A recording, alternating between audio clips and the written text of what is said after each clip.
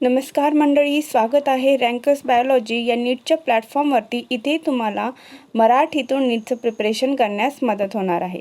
तर चला, आजचा आपला टॉपिक आहे DNA, जो की या अगोदर आपण यावर एक लेक्चर घेतलेलं आहे, पण आपल्याला अजून एकाच लेक्चरमध्ये ते फार जास्त मोठं होत होतं, त्यामुळे मी तिथे स्किप केलं होतं. तर आता आपण नेक्स्ट त्याच्यानंतर जे आहे ते पाहूया. आपण कुठपर्यंत आलो होतो की आपण इथे पॉलिन्यूक्लियोटाइड चेन यामधील लिंकेज पाहिलं होतं. तर लिंकेज कोणकोणते होते? तर 3 लिंकेज होते. त्यामध्ये जेव्हा 2 न्यूक्लियोटाइड एकमेकांशी जोडले जातात तेव्हा फॉस्फोडायइस्टर लिंकेजने जोडलेले जातात, हे आपल्याला माहिती आहे. त्यानंतर जेव्हा हे जो फॉस्फेट ग्रुप आहे, फॉस्फेट ग्रुप जेव्हा पेंटोज शुगरला जोडला जातो तेव्हा फॉस्फोइस्टर लिंकेजने जोडला जातो. इथे असतो फॉस्फोडायइस्टर. 2 न्यूक्लियोटाइड आहेत ते फॉस्फोडायइस्टरने. जेव्हा पेंटोज शुगर हा फॉस्फेट ग्रुपशी जोडला जातो तेव्हा फॉस्फोइस्टर. आणि थर्ड जे लिंकेज आहे ते आहे एन ग्लायकोसाइडिक लिंकेज. जेव्हा नायट्रोजन ग्रुप हा पेंटोज शुगरला जोडला जातो तेव्हा एन ग्लायकोसाइडिक लिंकेज म्हणतात. एन म्हणजे काय? नायट्रोजन बेस पेअर आणि ग्लायकोसाइडिक लिंकेज असे म्हणतात. आपण हे पाहिलेलं आहे अगोदरच्या लेक्चरमध्ये. तर यापुढील आपण बघूया की काय आहे. आता हे बघा, phosphate moiety at 5 end of sugar which is referred to as 5 end of polynucleotide chain. हा जो DNA आहे, इथे आपण पाहू शकता की या एंडला काय आहे? फॉस्फेट ग्रुप आलेला आहे, फॉस्फेट ग्रुप. आणि या एंडला काय आहे? फॉस्फेट ग्रुप नाही आहे, तर OH ग्रुप आलेला आहे, जो पेंटोज शुगरला अटॅच आहे. तर ज्या कोणत्याही टोकाला जेव्हा OH येतो पेंटोज शुगर सोबत, तेव्हा त्या एंडला काय म्हणायचं की 3 हायड्रॉक्सिल एंड. ठीक आहे. थर्ड एंड आपल्याला माहिती आहे 3 आणि 5 एंड असतो. तर 3 एंड कधी म्हणायचं? जेव्हा पेंटोज शुगर सोबत जेव्हा OH अटॅच येतो त्या एंडला 3 एंड म्हणायचं. आणि जेव्हा या पेंटोज शुगरला फॉस्फेट ग्रुप हा फॉस्फेट ग्रुप जेव्हा अटॅच येतो तेव्हा त्याला 5 एंड म्हणायचं. तुम्हाला इथं एंड कसे ओळखायचे हे सांगितलं गेलेलं आहे. तर तुम्हाला कळालं असेल, या डायग्रामवरून मी तुम्हाला सांगितलेलं आहे. तर चला नेक्स्ट पाहूया. DNA as an acidic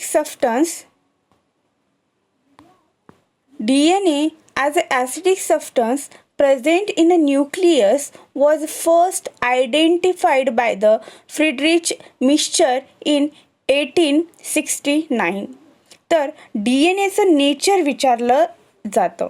हा MCQ इथं तुम्हाला विचारू शकतात की DNA कसं आहे? ॲसिडिक आहे, बेसिक आहे. तर DNAचं नेचर कसं आहे? DNA हे ॲसिडिक नेचर आहे. नेहमी लक्षात ठेवायचं की DNA कसं आहे? ॲसिडिक नेचरचा आहे. आणि हे DNA हा न्यूक्लियसमध्ये असतो. हे पहिलं आयडेंटिफाईड कोणी केलं? पाहिलं कोणी? तर फ्रेडरिच मिस्चर यांनी 1869 मध्ये त्यांनी फ्रेडरिच मिस्चर यांनी DNA हा न्यूक्लियसमध्ये असतो असं पाहिलं.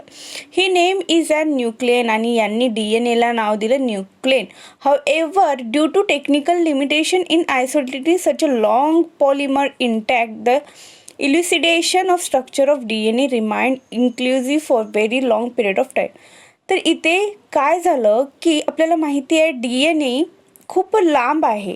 आपण या अगोदर ह्युमन DNA बद्दलची माहिती पाहताना पाहिलो की DNA हा आपला ह्युमनमधला 3.3 × 10⁻⁹ बेस पेअर एवढा मोठा आहे. तर एवढा लॉंग DNA आयडेंटिफाईड करण्यासाठी, याला आयसोलेट म्हणजे काढण्यासाठी हे खूप टेक्निकल गोष्टी होत्या. त्यावेळेस एवढं डेव्हलपमेंट सायन्स पुढे गेलेलं नव्हतं, त्यामुळे ते हार्ड होतं. तर ते हळूहळू गोष्टी समोर येत होत्या.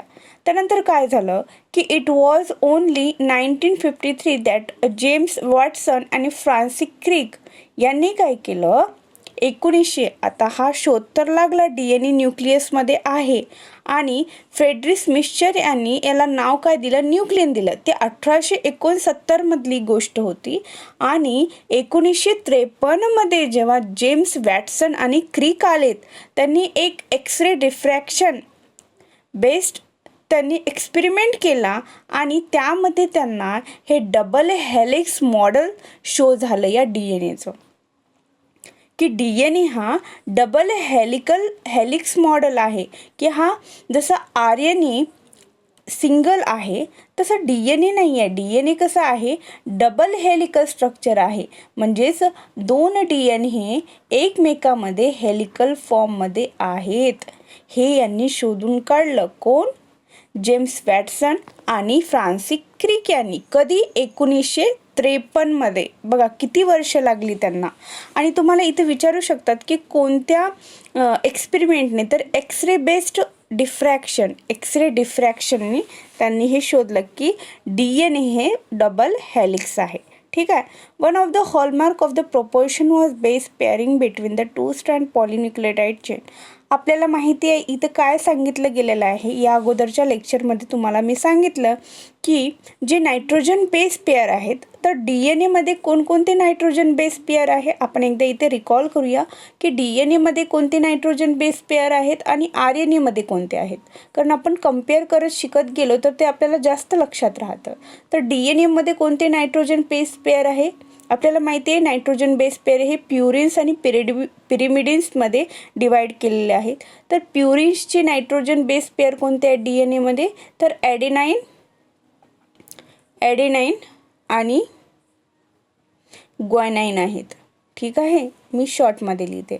आणि पिरिमिडिन्सचे कोणते आहेत, तर DNA मध्ये पिरिमिडिन्सचे, हे ते व्यवस्थित लिहिते मी, कलर यूज करते.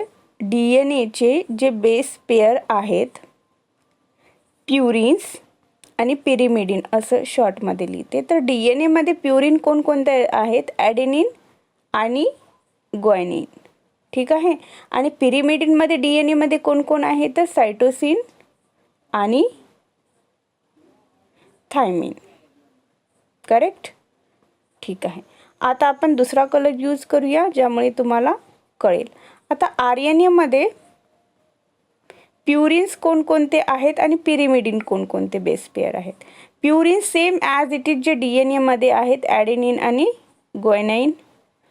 पण पिरिमिडिनमध्ये काय आहे, सायटोसिन तर आहे पण थायमिनच्या ठिकाणी युरॅसिल आहे. फक्त एवढा चेंज आहे. तर हे जे नायट्रोजन बेस पेअर आहेत, आपल्याला माहिती आहे A बरोबर कोण जातो, ॲडेनाईन सोबत कोण जातो, तर ॲडेनाईन सोबत जातो थायमिन. हे प्युरिनचं बेस पेअर आहे आणि हे पिरिमिडिन्सचं आहे. आणि जेव्हा हे ॲडेनाईन थायमिन सोबत जातं तेव्हा 2 हायड्रोजन बॉन्डनी हे बाउंड असतात, म्हणजे एकमेकांना घट्ट धरलेले असतात. त्यानंतर जे ग्वानिन आहे तो कुणासोबत जातो, तर सायटोसिन सोबत जातो. ग्वानिन हा सायटोसिन सोबत जातो आणि 3 हायड्रोजन बॉन्डनी ते जोडलेले असतात. हे असं इथे हेच सांगितलं गेलेलं आहे. आता हे झालं DNA बद्दलचं. तर आपण आणि RNA मध्ये काय होतं, A बरोबर T जातो, बरोबर आहे. पण G सोबत कोण जातं, तर U जातो. तर या पॅरेग्राफमध्ये हेच सांगितलेलं आहे की DNA ratio between adenine, thymine, guanine, cytosine हे आहेत आणि हे एकमेकांसोबत कसे जातात हे सांगितलेलं आहे. ठीक आहे. The base pairing confirms very unique property to the polynucleotide chain. They set to be the complementary to each other. ते दोन्ही जे स्ट्रँड आहेत ते कॉम्प्लिमेंटरी टू इच अदर असले पाहिजे. तेव्हाच त्या स्ट्रँडला काहीतरी महत्त्व आहे. A बरोबर T असलाच पाहिजे. G बरोबर C असलाच पाहिजे, हे महत्त्वाचं आहे. ठीक आहे. हां, तर इथे काही फीचर्स दिलेले आहेत, सायलेंट फीचर्स दिलेले आहेत की डबल हेलिकल जे स्ट्रक्चर आहेत कोणी काढलं, जेम्स वॅटसन आणि क्रिकनी काढलं. कधी काढलं? 1953 मध्ये काढलं. मी या गोष्टी पुन्हा पुन्हा रिपीट का करते, तुमच्या माइंडमध्ये या फिक्स झाल्या पाहिजे की पुन्हा पुन्हा रिकॉल केल्याने त्या गोष्टी तुम्हाला कळतात. तर डबल हेलिकल स्ट्रक्चर कोणी काढलं? वॅटसन आणि क्रिकनी. कधी? 1953 मध्ये. DNA शोध कुणी लावला, म्हणजे DNA नेचर कोणतं आहे अगोदर सांगा. तर DNA नेचर हे ॲसिडिक नेचर आहे. DNA हा न्यूक्लियसमध्ये आहे. कोणी सांगितलं?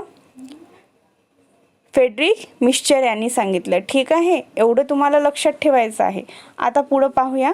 The silent features of double helical. आपल्याला माहिती झालं की DNA हा कसा आहे, डबल हेलिकल स्ट्रक्चर आहे. तर ते स्ट्रक्चर कसं आहे ते पाहूया. It is made up of polynucleotide chain where the backbone is constitute by sugar phosphate and the base project inside. हा आपल्याला माहिती आहे. पॉलिन्यूक्लियोटाइड आहे, पॉलिन्यूक्लियोटाइडची एक चेन आहे आणि ते कशी आहे तर अँटी पॅरलल आहे.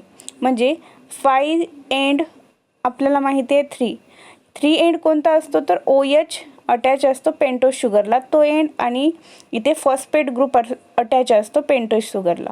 आणि हे कसं असतं, anti parallel to each other असतात. अँटी पॅरलल म्हणजे आता 5 3 असेल तर इकडे काय असेल 3 5 असेल.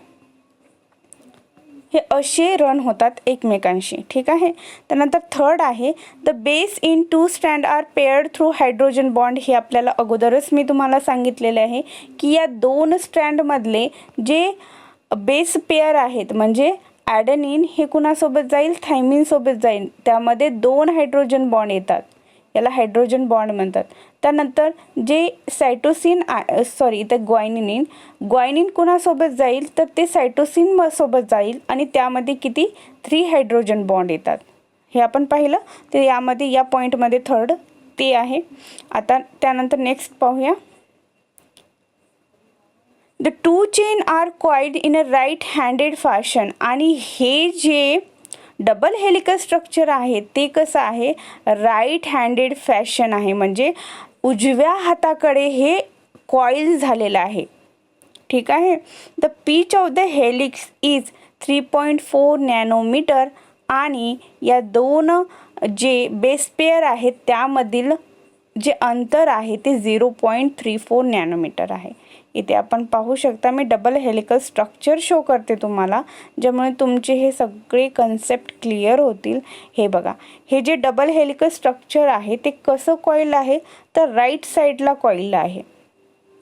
राईट साईडला कॉईल आहे उजव्या हातावर. डावा हात म्हणजे हे असं झालं असतं, पण हे डाव्या हातावर येत नसून उजव्या हातावरती कॉईल झालेलं आहे. डबल हेलिकल स्ट्रक्चर 2 स्ट्रँड आहेत ना जे पॅरलल आहे. जर हे 5 असेल तर हा 3 असेल आणि हा इथे 3 असेल तर हा 5 असेल. Anti parallel to each other. त्यामध्ये आता इथे A असेल तर इथं T असेल आणि यामध्ये किती हायड्रोजन बॉन्ड असतील A आणि T मध्ये 2 असतील. त्यानंतर यामध्ये G असेल तर इथे C असेल आणि यामध्ये 3 हायड्रोजन बॉन्ड असतील. हे असे असतं. तर इथे 0. या बेस पेअरमधील अंतर आपल्याला विचारलं ते 0.34 नॅनोमीटर असतं असं सांगायचं. आणि या स्पेसमधील अंतर आपल्याला विचारलं तर 3.4 नॅनोमीटर हे एवढं अंतर आहे. ठीक आहे. हे सगळं होतं DNA हेलिक्सबद्दल. The plane of one base pair stacks over the other double helix. This addition Yash bond झालं. एवढंच आहे यामध्ये, यापेक्षा अजून काही नाही आहे. हे डबल हेलिकल स्ट्रक्चर कुणी दिलेले आहे, फ्रान्सिस क्रिक आणि कुणी दिलेलं आहे, क्रिक आणि वॅटसन यांनी दिलेलं आहे. यांना विसरायचं नाही. हां, तर हे बघा इथे एक पॅरेग्राफ आहे, हा घेऊया आणि हे लेक्चर एंड करूया. तर the proposition of the double helix structure for DNA and its simplicity in explaining the genetic implication become revolutionary. इथे काय होतं, फ्रान्सिस क्रिक आणि जे जेम्स वॅटसन यांनी सांगितले आणि वॅटसन आणि क्रिक यांनी जे सांगितलं की DNA तर आहे. आता RNA बद्दल त्यांनी काय सांगितलं की DNA पासून हा जर DNA आहे तर या DNA पासूनच RNA तयार होतो. DNA पासूनच RNA तयार होतो. DNA पासूनच RNA तयार होतो आणि RNA पासून आपल्याला माहिती आहे RNA काय करतं, प्रोटीन सिंथेसिस करतं आणि प्रोटीन सिंथेसिस, प्रोटीन हे महत्त्वाचं आहे. तर या प्रोसेसला यांनी नाव दिलेलं आहे. जेव्हा DNA पासून RNA बनतं तेव्हा त्याला ट्रान्सक्रिप्शन म्हणतात. काय म्हणतात? ट्रान्सक्रिप्शन लक्षात ठेवायचं.